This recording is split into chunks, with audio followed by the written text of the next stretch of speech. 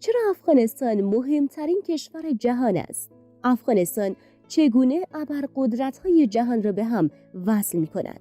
چرا چین به سرعت در افغانستان نفوذ می‌کند؟ در این ویدیو بی‌طرفانه به این سوالات پاسخ می‌دهیم. پس تا آخر با ما همراه باشید. 15 آگوست نقطه پایان مأموریت ناتو در افغانستان بود. این کشور به مدت 20 سال در استراتژی جنگ واشنگتن علیه تروریسم نقش محوری داشت.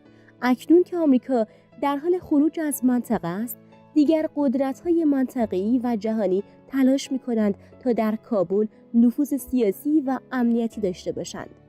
قدرت‌های بزرگی مانند چین، هند و روسیه، مانند ایران، ترکیه و پاکستان و قطر سعی می‌کنند تا با طالبان رابطه نزدیکی داشته باشند. از نظر تاریخی، افغانستان همواره در مرکز رقابت قدرت‌های جهانی قرار داشت.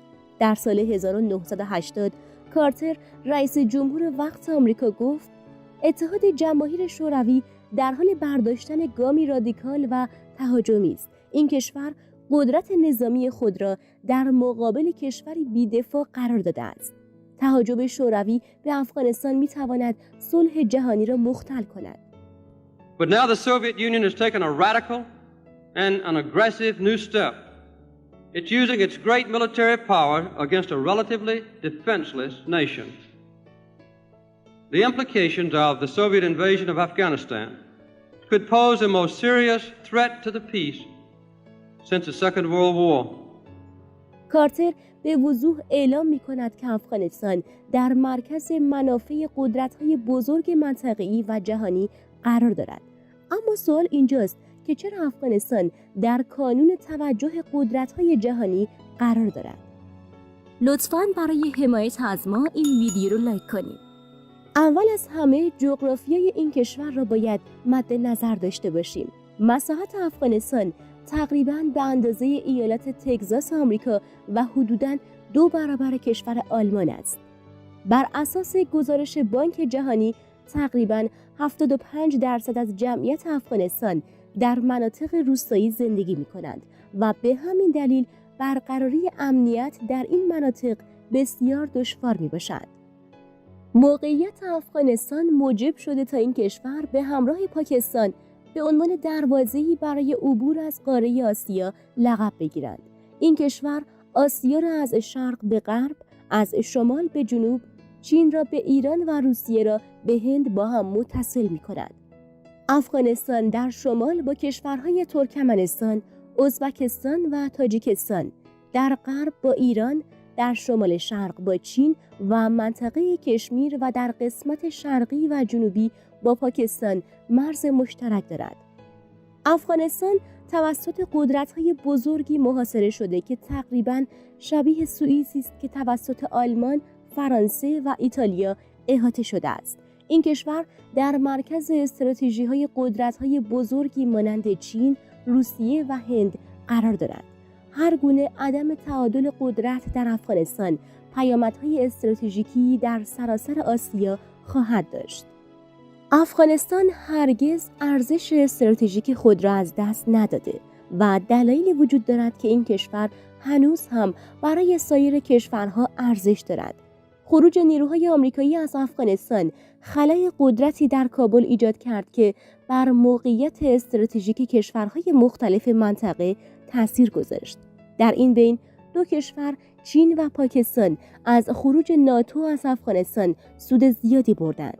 پاکستان از سال 2001 به طالبان آموزش، سرپناه و تسلیحات فراهم کرده و استقرار یک دولت همسو در کابل به اسلام آباد این امکان را می‌دهد به عمق استراتژیکی دست یابد که مدت‌ها به دنبال آن بود.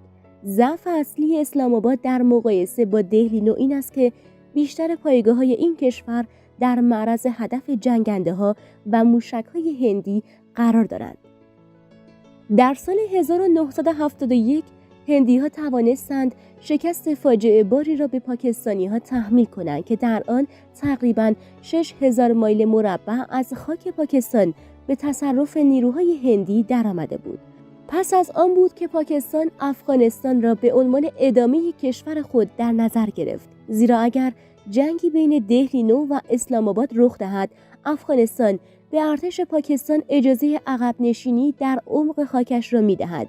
از طرف دیگر افغانستان از طریق مرز شمالی خود با چین از امنیت پاکستان محافظت می‌کند. در واقع پاکستان از طریق افغانستان می‌تواند منطقه جنگ زده کشمیر را دور بزند و یک کریدور امن از چین به پاکستان ایجاد و تدارکات و تسلیحات چینی را از طریق افغانستان به پاکستان ارسال کند. بنابراین کاملا واضح است که برای پکن نیز افغانستان یک شریک امنیتی بسیار مهم است. چین نه تنها از طریق افغانستان میتواند رابطه خود با اسلام آباد را تقویت کند، بلکه میتواند هند رقیب منطقه‌ای خود را از این طریق تضعیف کند. در واقع افغانستان یکی از معدود کشورهای غیر متحدی است که مرزهای غربی چین را محاصره کرده است. اگرچه قزاقستان، قرقیزستان و تاجیکستان اعضای سازمان همکاری شانگهای هستند، اما اینها تا 30 سال پیش زیر مجموعه اتحاد جماهیر شوروی بودند. حتی پس از فروپاشی شوروی سابق هنوز هم نفوذ مسکو از بین نرفته. در واقع از سال 1992 این کشورها بخشی از سازمان پیمان امنیت جمعی شدند.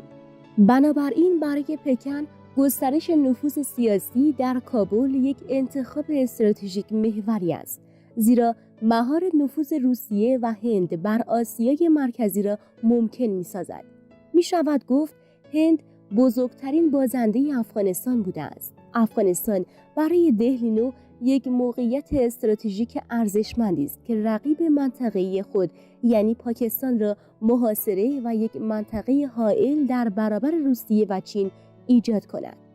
هند در تلاش است تا با صادرات کالاهای ضروری مانند محصولات غذایی و مواد خام فشار اقتصادی خود را بر کابل افزایش دهد. همانطور که آخرین آمار تجاری نشان می‌دهد هند سومین شریک تجاری بزرگ افغانستان پس از چین، امارات و پاکستان در سال 2019 بود. هدف اصلی هند در افغانستان متوقف کردن نفوذ چین و روسیه به سمت آسیای مرکزی است، اما مهمتر از همه کنترل مرزهای غربی پاکستان میباشد. روابط تیره با پاکستان و نزدیکی اسلام آباد و پکن به ناامنی هند دامن میزند. این امر دهلی-نو را وادار می‌کند تا بخش بزرگی از منابع نظامی خود را روی مرزهای زمینی در قسمت شمال کشور متمرکز کند. اگر هند بتواند با دولت کابل رابطه خوبی داشته باشد، می‌تواند فشارهای مرزی خود با پاکستان را کاهش دهد. از نظر استراتژیک، تمرکز کامل هند بر مرز شمالی خود به نفع فرماندهان پکن است. این کار نفوذ چین در منطقه اقیانوس هند را آسان‌تر می‌کند. برای چین تامین امنیت این منطقه، به ویژه منطقه‌ای که از تنگه مالکا تا خلیج فارس و کانال سوئز امتداد دارد، ضروری است. هند نه تنها در کنترل اقیانوس هند، بلکه از طریق مجمع الجزایر نیکوبار و آندامان در دسترسی به تنگه مالکا که از اصلی‌ترین نقطه ضعیف امنیتی و انرژی چین محسوب می شود، موقعیتی باور نکردنی دارد. طی 5 دهه گذشته جنگجویان و تروریست‌های زیادی در افغانستان آموزش دیدند. شناخته شده ترین آنها گروه القاعده است که مانند سایر گروه‌های تروریستی در این کشور مستقر است. دلیل اصلی حمله ایالات متحده به افغانستان پس از حادثه 11 سپتامبر این مسئله بود، اما این جنگ باعث شد تا چین و روسیه نیز روابط امنیتی قوی با کابل برقرار کنند. مرزهای متزلزل آسیای مرکزی به بسیاری از تروریست‌هایی که در افغانستان آموزش و مسلح شده بودند اجازه داد که به راحتی به داخل خارج از چین و روسیه رفت و آمد داشته باشند. این مرز که طول آن 90 کیلومتر است، افغانستان را به سینکیانگ چین متصل می‌کند که محل زندگی قوم اویغور است. نارضایتی‌های سیاسی و اقتصادی میان پکن و سینکیانگ موجب شده درگیری‌های خونینی بین آنها رخ دهد. برای مثال در سال 2009 در شهر اورومچی که پایتخت سینکیانگ است، تظاهرات ضد نژادی برگزار شد که توسط دولت مرکزی به شدت سرکوب شد. این تنش‌ها موجب شد تا یک جنبش افراطی و جدایی طلب به اسم جنبش اسلامی ترکستان شرقی به وجود بیاید و چند حمله تروریستی مرگباری را در شانگهای و کنمینگ در سالهای 2008 و 2014 انجام دهد که ده‌ها تلفات داشت. بنابراین کابل می‌تواند یک شریک کلیدی در تضمین امنیت سینکیانگ باشد. در سال 2002 دولت چین از ارتباط این استان با تروریسم در افغانستان پرده برداشت. در این گزارش آمده بود که اعضای جنبش اسلامی ترکستان شرقی از طالبان و القاعده آموزش، تسلیحات و بودجه دریافت می‌کنند. برای چین گسترش نفوذ سیاسی بر طالبان به معنای اعمال کنترل شدیدتر بر منطقه سینکیانگ است. اما برای روسیه افغانستان کلید آسیای جنوبی و خاورمیانه است. دقیقاً همانطور که کریمه موجب ورود روس‌ها به دریای سیاه و مدیترانه شده، مسکو قبلاً حملات تروریستی مخربی را تجربه کرده که تلفاتی را در پی داشته است. در جریان جنگ دوم با چچنی‌ها، گروه‌های افراطی به خاک روسیه وارد شدند. آنها در سالن تئاتر مسکو در سال 2002 گروگانگیری کردند که منجر به کشته شدن بیش از 170 نفر شد. در این درگیری جنگجویان خارجی افغان و پاکستانی نیز در کنار چچنی‌ها جنگیدند.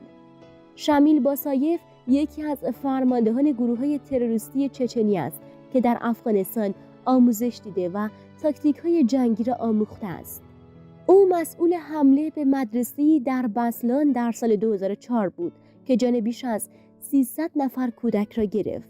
حمله به تئاتر مسکو و مدرسه بسلان برای روسیه درست مانند 11 سپتامبر آمریکا بود. بنابراین تحت کنترل گرفتن افغانستان برای روسیه در تضمین امنیت خود فکری راهبردی محسوب می شود. اگرچه دولت جدید طالبان متعهد شده که کشور را به مکانی امن‌تر از قبل تبدیل کند، اما شعار آنها با شکست مواجه شده است. چند ماه پیش بود که حمله‌ای به مسجد قندهار انجام شد که جان ده‌ها نفر را گرفت و این نشان می‌دهد که طالبان در اعمال امنیت ناتوان هستند و نمی‌توانند مانع ورود تروریست‌ها شوند. از لحاظ اقتصادی نیز موقعیت افغانستان برای تجارت بین‌المللی و تبادل انرژی در آسیا بسیار مهم است.